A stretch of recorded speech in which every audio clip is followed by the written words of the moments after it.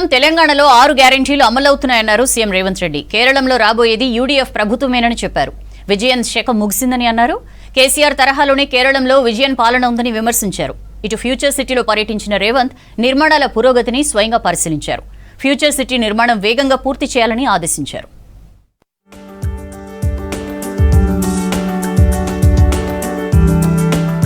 కేరళంలో పర్యటించిన ముఖ్యమంత్రి రేవంత్ రెడ్డి యూడీఎఫ్ మేనిఫెస్టోను రిలీజ్ చేశారు. 6 గ్యారెంటీల అమలుపై సందేహాలు ఉంటే తెలంగాణకు రావాలని కేరళం ముఖ్యమంత్రి పినరయి సహా ఆ రాష్ట్ర మంత్రులకు రేవంత్ రెడ్డి సవాలు విసిరారు.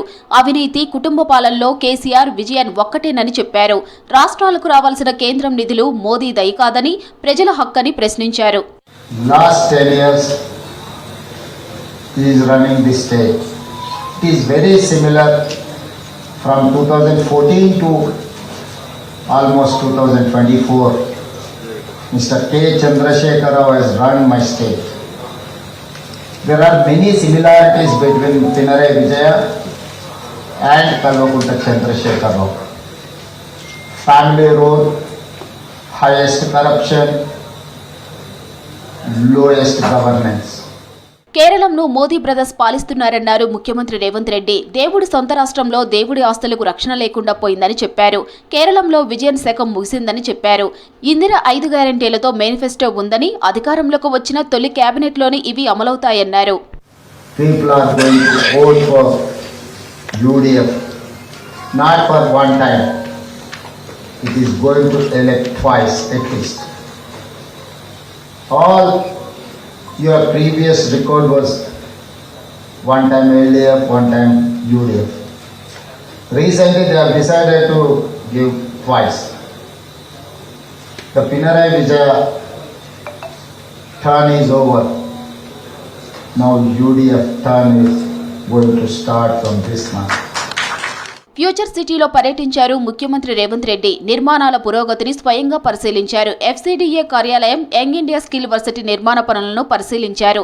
ప్రభుత్వం ప్రతిష్టాత్మకంగా చేపడుతున్న ఈ భవన నిర్మాణాలన్నీ వీలైనంత త్వరగా పూర్తి చేయాలని అధికారులను ఆదేశించారు ముఖ్యమంత్రి రేవంత్ రెడ్డి.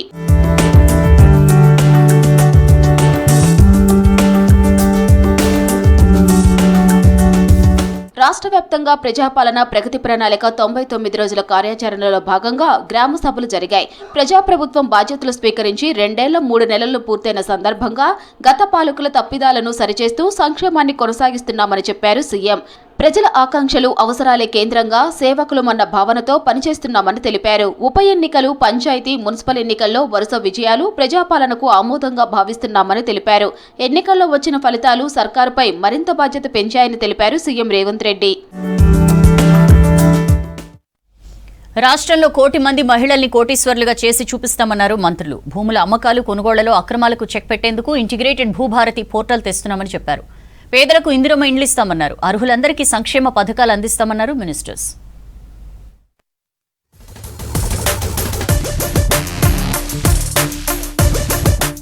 రెవెన్యూ శాఖలో అనేక సంస్కరణలు అమలు చేస్తున్నామన్నారు మంత్రి పొంగులేటి శ్రీనివాసరెడ్డి. సర్వేయర్ల వ్యవస్థను బలోపేతం చేస్తామని చెప్పారు. అన్న మాట ప్రకారం ధరణి పోర్టల్ను బంగాళాఖాతంలో వేసి భూభారతి తెచ్చామన్నారు. రంగారెడ్డి జిల్లా ఆమనగల్లో భూభారతి పోర్టల్ను ఆవిష్కరించారు మంత్రి పొంగులేటి. ఈ పోర్టల్తో భూముల సమస్యలు వెంటనే పరిష్కారం అవుతాయని చెప్పారు. మన ప్రభుత్వం ఏర్పడక ముందు ఆనాడు ధరణి ఉంది. ఆ ధరణిని బంగాళాఖాతంలో వేస్తామని చెప్పి అన్నమాట ప్రకారం వేసి ప్రజలు నచ్చే మెచ్చే భూభారతి చట్టాన్ని తీసుకొచ్చి ఆ చట్టంతో పాలుకు విధి విధానాలను కూడా 90 రోజుల్లో ఏర్పాటు చేసుకుని ప్రతి సమస్యని రైతులకి అండగా, భూములున్న ఆసాములకి భరోసా, భద్రత కల్పించే విధంగా ఆ చట్టాన్ని ఏర్పాటు చేసుకున్నాం. హైదరాబాద్ సెక్రటేరియట్లో మంత్రి వివేక్ వెంకటస్వామిని కలిశారు దక్షిణ కొరియా బౌద్ధ కౌన్సిల్ ప్రతినిధి బృంద సభ్యులు. రాష్ట్రంలో బౌద్ధ విలువలు, గౌతమ బుద్ధుని బోధనలు విస్తరించేందుకు మద్దతు అందిస్తున్నందుకు కృతజ్ఞతలు తెలిపారు. ఇటీవల కర్ణాటక, తెలంగాణ, ఆంధ్రప్రదేశ్ రాష్ట్రాల్లో నిర్వహించిన దమ్మా యాత్రకు మంత్రి వివేక్ ఇచ్చిన ప్రోత్సాహం మరవలేనిదన్నారు. మహిళల అభివృద్ధికి సీఎం రేవంత్ రెడ్డి చాలా ప్రాధాన్యత ఇస్తున్నారని తెలిపారు మంత్రి సీతక్క. మహిళలకు వడ్డీ లేని రుణాలు అందిస్తున్నామని చెప్పారు. ములుగు జిల్లా గోవిందరావుపేట, వెంకటాపూర్, ములుగు, మల్లంపల్లి మండలాల్లో వివిధ అభివృద్ధి కార్యక్రమాల్లో పాల్గొన్నారు సీతక్క. వెంకటాపూర్లో 10 లక్షల నిధులతో మహిళా సమైక్య భవన నిర్మాణానికి శంకుస్థాపన చేశారు. గ్రామాల అభివృద్ధికి చర్యలు తీసుకుంటున్నామని చెప్పారు.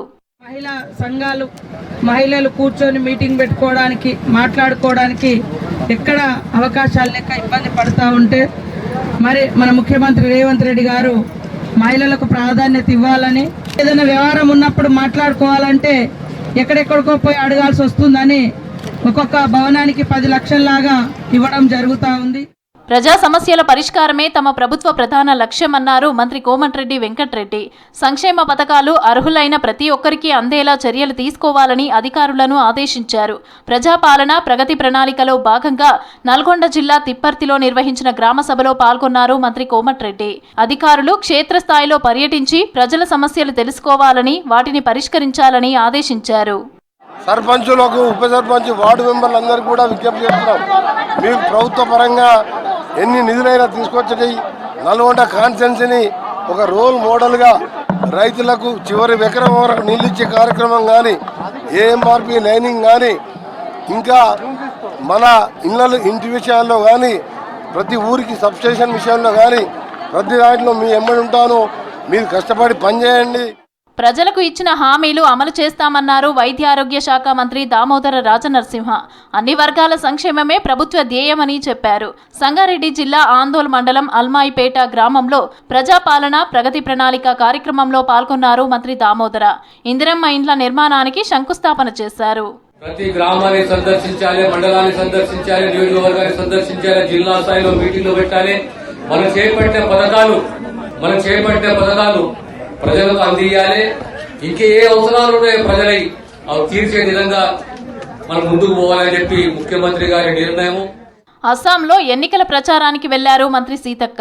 2 రోజులు డిబ్రూగఢ్ జిల్లాలో కాంగ్రెస్ అభ్యర్థుల కోసం ప్రచారం చేయనున్నారు. ప్రజాపాలన ప్రగతి ప్రణాళికలో భాగంగా రాష్ట్ర వ్యాప్తంగా గ్రామ సభలు ఉద్యమంలా సాగాయన్నారు సీతక్క. గ్రామ సభల్లో దాదాపు 15 లక్షల మంది పాల్గొన్నారని చెప్పారు. వివిధ శాఖలకి చెందిన 75,000 మంది అధికారులు ప్రభుత్వ పథకాల లబ్ధిదారుల అభిప్రాయాలను సేకరించారని అన్నారు సీతక్క. గ్రామ సభల తీర్మానాల ద్వారానే ప్రభుత్వ పథకాలు అమలు చేస్తామని స్పష్టం చేశారు. ఆంధ్రప్రదేశ్ రాజధానిగా అమరావతికి చట్టపరమైన భరోసా కల్పిస్తూ ప్రవేశపెట్టిన ఆంధ్రప్రదేశ్ పునర్విభజన చట్ట సవరణ బిల్లుకు రాజ్యసభలోనూ ఆమోదం లభించింది. మూజువాణి ఓటుతో బిల్లుకు రాజ్యసభ ఆమోదం తెలిపింది. బిల్లుపై చర్చ సమయంలో వైసీపీ వాకౌట్ చేసింది. అమరావతి చట్టబద్దత బిల్లు సరిగా లేదని ఆరోపించింది. పార్లమెంట్లో అమరావతికి చట్టబద్దత బిల్లు ఆమోదం పొందడం చరిత్రాత్మకమన్నారు ఎన్డీఏ నేతలు.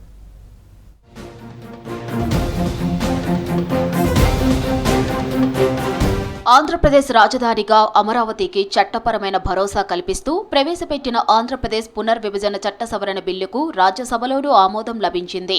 మూజువాణి ఓటుతో బిల్లుకు రాజ్యసభ ఆమోదం తెలిపింది. అంతకుముందు కేంద్ర హోంశాఖ సహాయ మంత్రి నిత్యానందరాయ్ ఈ బిల్లును ప్రవేశపెట్టారు. ఎంపీ రేణుకా చౌదరి చర్చ ప్రారంభించారు. బిల్లుపై చర్చ సమయంలో వైసీపీ వాకౌట్ చేసింది. ఇప్పటికే అమరావతి చట్టబద్దత బిల్లును లోక్సభ ఆమోదించింది. Motion moved that the bill be passed. The question is that the bill be passed. Those in favor will please say aye. Aye. Those against will please say no. I think the ayes have it, the ayes have it, the ayes have it. The bill is passed. రాజ్యసభలో bill ఆమోదం పొందిన సందర్భంగా Rajya Sabha chairman CP Radhakrishnan AP ప్రజలకు శుభాకాంక్షలు తెలిపారు. అమరావతికి శ్రీ వెంకటేశ్వర స్వామి ఆశీస్సులు ఉంటాయన్నారు. మొత్తం 11 పార్టీలకు చెందిన 17 మంది ఎంపీలు ఈ బిల్లుపై చర్చలో పాల్గొన్నారు. 10 పార్టీలకు చెందిన ఎంపీలు మద్దతిచ్చారు. On behalf of the entire house and the entire country people, we wish all the Andhra Pradesh people to have their new well-built new capital Amaravati. Thank you.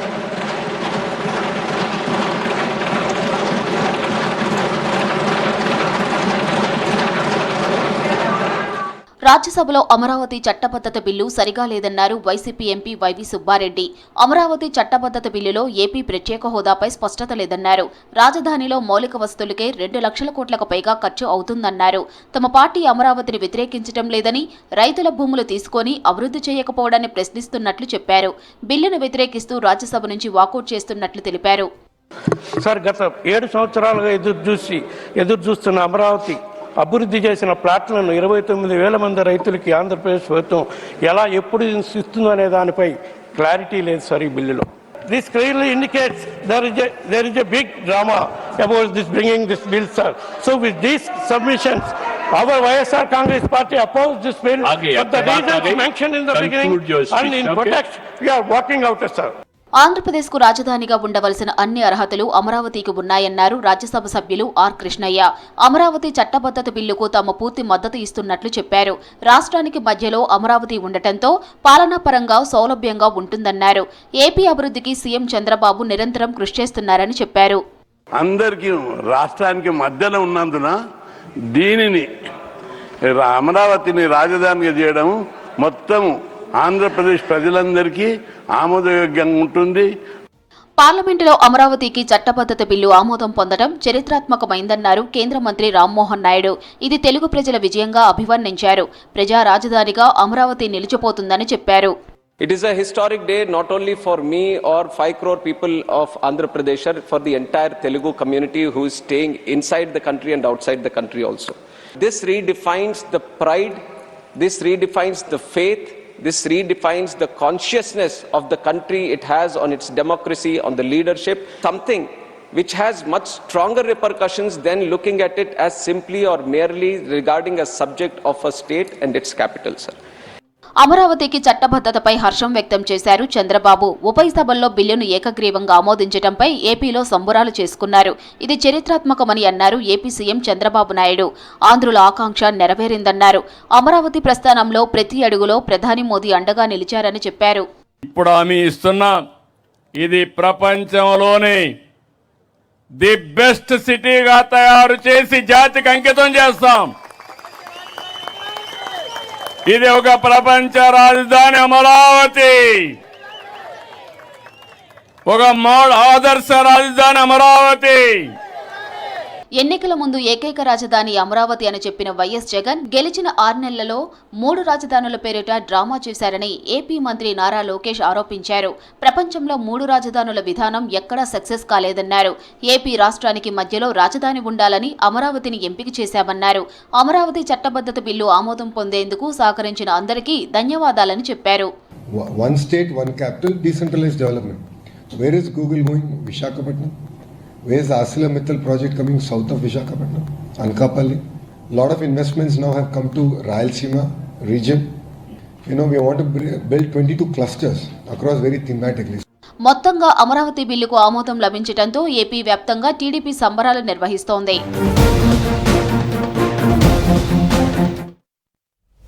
కాళేశ్వరాన్ని BRS సర్కార్ ఏటీఎంగా మార్చుకుందని తీవ్ర స్థాయిలో ఫైర్ అయ్యారు కేంద్ర మంత్రి కిషన్ రెడ్డి. 1,00,000 కోట్లు నీళ్లలో కొట్టుకుపోయాయని చెప్పారు. ఏపీ రాజధానిగా అమరావతికి చట్టబద్ధత కల్పిస్తూ ఏపీ పునర్విభజన చట్ట సవరణ బిల్లుపై రాజ్యసభలో వాడివేడి చర్చ జరిగింది. 2 రాష్ట్రాలతో కేంద్రం ఆటలాడుతోందని ఎంపీ రేణుకా చౌదరి మండిపడ్డారు. తెలంగాణకు కేంద్రం అన్యాయం చేస్తోందని ఫైర్ అయ్యారు. కూలింది 2 పిల్లర్లేనని, రాద్ధాంతం దేనికని అన్నారు బీఆర్ఎస్ ఎంపీ సురేష్ రెడ్డి.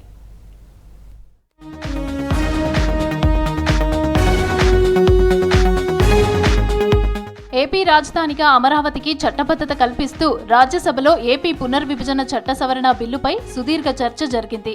ఈ సందర్భంగా విభజన హామీలపై కేంద్రాన్ని ప్రశ్నించారు తెలంగాణ నేతలు.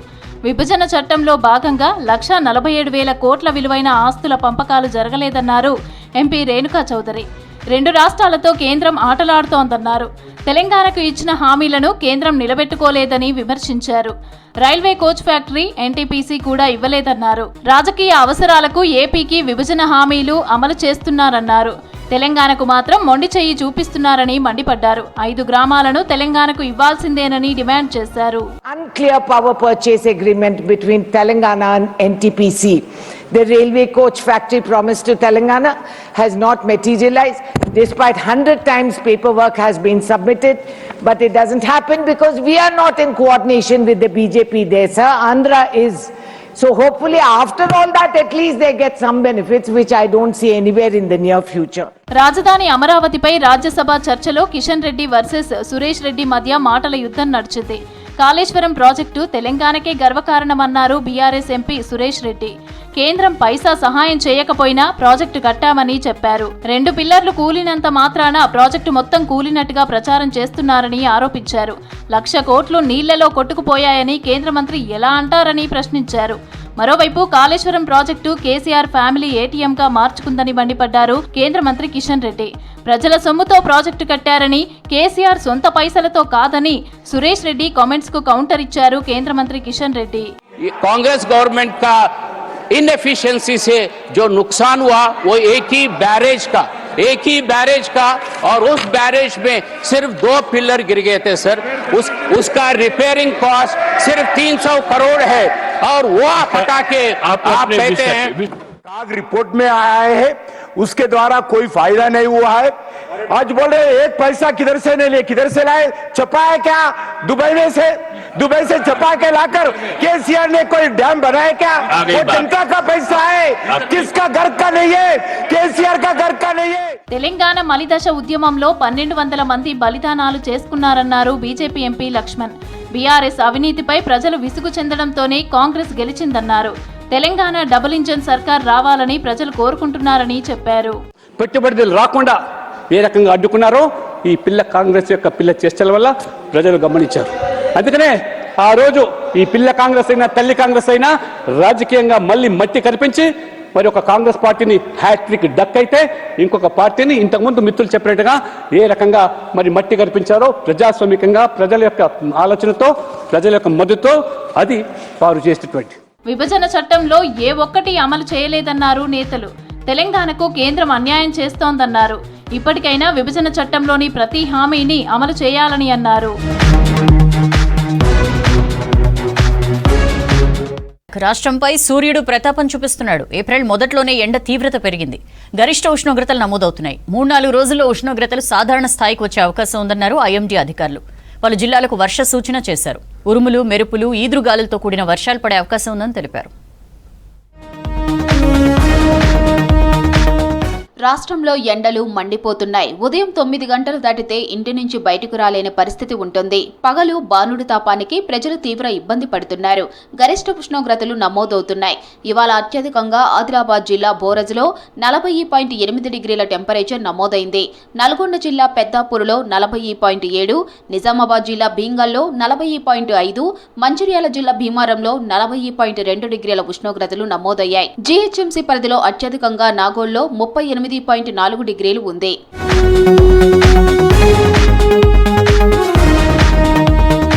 రాబోయే 3-4 రోజుల్లో గరిష్ట ఉష్ణోగ్రతలు సాధారణ స్థాయికి చేరుకునే అవకాశం ఉందన్నారు ఐఎండీ అధికారులు. అక్కడక్కడ వర్షాలు కురిసే ఛాన్స్ ఉందని తెలిపారు.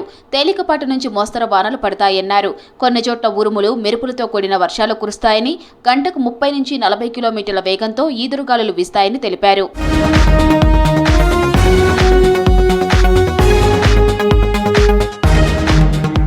వచ్చే 5 రోజులు పలు జిల్లాలకు వర్ష సూచన చేసింది వాతావరణ శాఖ. ఇవాళ రాత్రి, రేపు కొన్ని ప్రాంతాలకు ఎల్లో అలర్ట్ ఇచ్చింది. ఉమ్మడి ఆదిలాబాద్, నిజామాబాద్, మెదక్, సంగారెడ్డి, కామారెడ్డి జిల్లాల్లో వర్షాలు పడే ఛాన్స్ ఉందని తెలిపింది. రేపు ఈ జిల్లాలతో పాటు సిద్దిపేటకు అలర్ట్ జారీ చేసింది. రాష్ట్రంలో ఓవైపు ఎండలు, మరోవైపు వానలతో భిన్న వాతావరణం ఉంటుంది. అత్యధిక ఉష్ణోగ్రతలు నమోదవడంతో పాటు వర్షాలు కురుస్తున్నాయి. అకాల వర్షాలకు జిల్లాలో పంట తడిసి రైతులు తీవ్రంగా నష్టపోతున్నారు. అసెంబ్లీ ఎన్నికలు జరిగే 5 రాష్ట్రాల్లో పొలిటికల్ హీట్ పెరిగింది. బెంగాల్లో గెలిపే లక్ష్యంగా పర్యటిస్తున్నారు బీజేపీ నేతలు. ఈసారి బీజేపీ గెలుపుని ఎవ్వరూ ఆపలేరని ధీమా వ్యక్తం చేస్తున్నారు. అటు అసోం, కేరళంలో విస్తృతంగా ప్రచారం చేస్తున్నారు కాంగ్రెస్ అగ్రనేతలు. డబుల్ ఇంజిన్ పేరుతో ప్రజా సంపదను బీజేపీ లూటీ చేస్తోందని ఫైర్ అయ్యారు. దేశంలోని 5 రాష్ట్రాల్లో అసెంబ్లీ ఎన్నికల ప్రచారం జోరుగా సాగుతోంది. అసోం, కేరళ, తమిళనాడు, బెంగాల్లో బీజేపీ, కాంగ్రెస్ అగ్రనేతలు సుడిగాలి పర్యటనలు చేస్తున్నారు. ఎన్నికల్లో గెలిపే లక్ష్యంగా ఓటర్లను ఆకర్షించేలా ప్రచారం చేస్తున్నారు. పశ్చిమ బెంగాల్లో బీజేపీ ఎల్పీ నేత సువేందు అధికారి నామినేషన్ కు హాజరయ్యారు కేంద్ర మంత్రి అమిత్ షా. అసెంబ్లీ ఎన్నికల తర్వాత ప్రభుత్వ మార్పు ఖాయమని చెప్పారు. ఈసారి గూండాలు ఓటర్లను ఆపలేరన్నారు షా.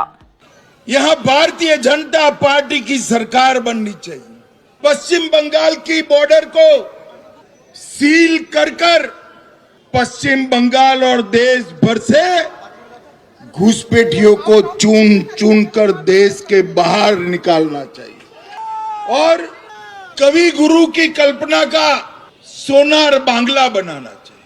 इसलिए पूरे बंगाल की जनता परिवर्तन के लिए तत्पर बैठी है, तैयार बैठी।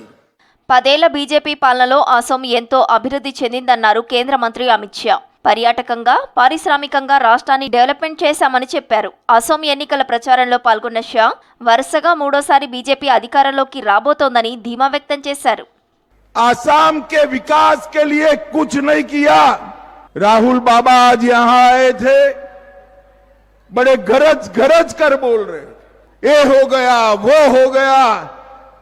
अरे राहुल बाबा 15 साल तक आपकी सरकार रही, आसाम के लिए आपने क्या किया?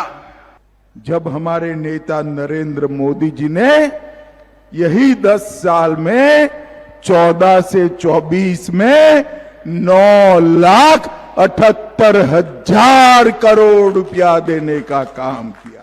అసోంలో అవినీతి పాలన నడుస్తోందన్నారు లోక్సభ విపక్ష నేత రాహుల్ గాంధీ. డబుల్ ఇంజన్ పేరుతో ప్రజల సంపదను దోచుకుంటున్నారని విమర్శించారు.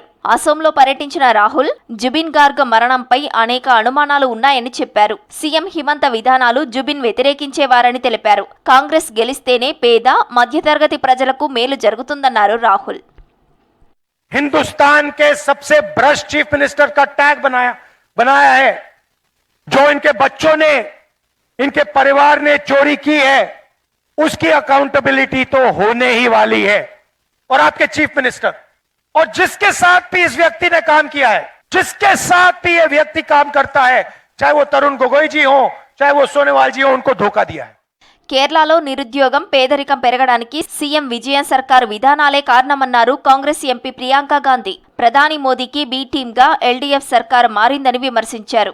దేశంలో ఇంధన సంక్షోభానికి ఎన్డీఏ ప్రభుత్వం అసమర్థతే కారణమని చెప్పారు. ప్రజల కష్టాలను పట్టించుకోకుండా ట్రంప్ చెప్పినట్లు తలూపడమే మోదీ పనిగా మారిందని ఎద్దేవా చేశారు ప్రియాంక.